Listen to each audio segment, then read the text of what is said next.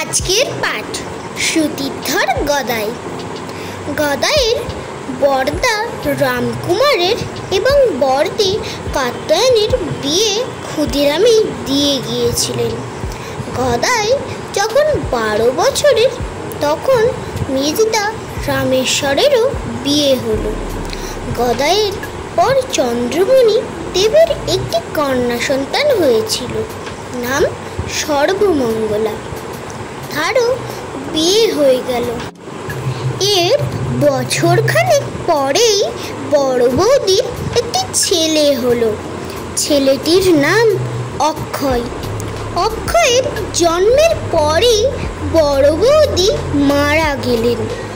চন্দ্রমণি দেবের তখন অনেক বয়স হয়েছে, তবু তাকে আবার সংসারের কাজকর্ম শুরু করতে হলো। বড় বৌদি করতেন, তিনি তো নেই।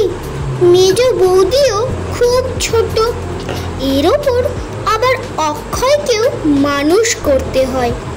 গদাই মায়ের কষ্ট হচ্ছে বুঝে পাঠশালা যাওয়া বন্ধ করে দিয়ে মায়ের কাছে সাহায্য করতে লাগলো। সকাল থেকে বিকেল পর্যন্ত সে বাড়িতেই থাকতো। গ্রামের মেয়েদের এতে সুবিধে হলো।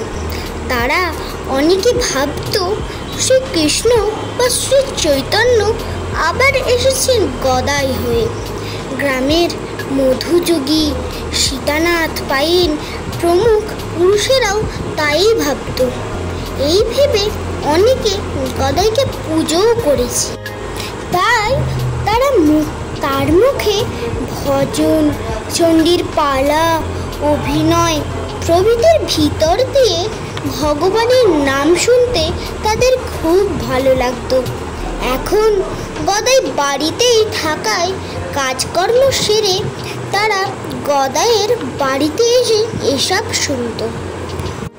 গ্রামে ওই সময় 3 দল যাত্রা, 1 দল বাউল আর কবি গানের 2-1টি দলও ছিল। গদাই তো একবার শুনে সব মনে রাখে। সে এখন মানিক রাজার আমবাগানে সঙ্গী ও রাখালদের নিয়ে মাঝে মাঝে যাত্রাও করত। নিজে শেখাতো সবাইকে, আবার অভিনয়ও করত। যাহা কিছু শোনে তাহা সব থাকে মনে। গদাই ভোলে না কিছু বারিক যা শুনে। অভিনয় দেখে নিজের সাথীদের নিয়ে যাত্রা লাগাই আমবাগানে।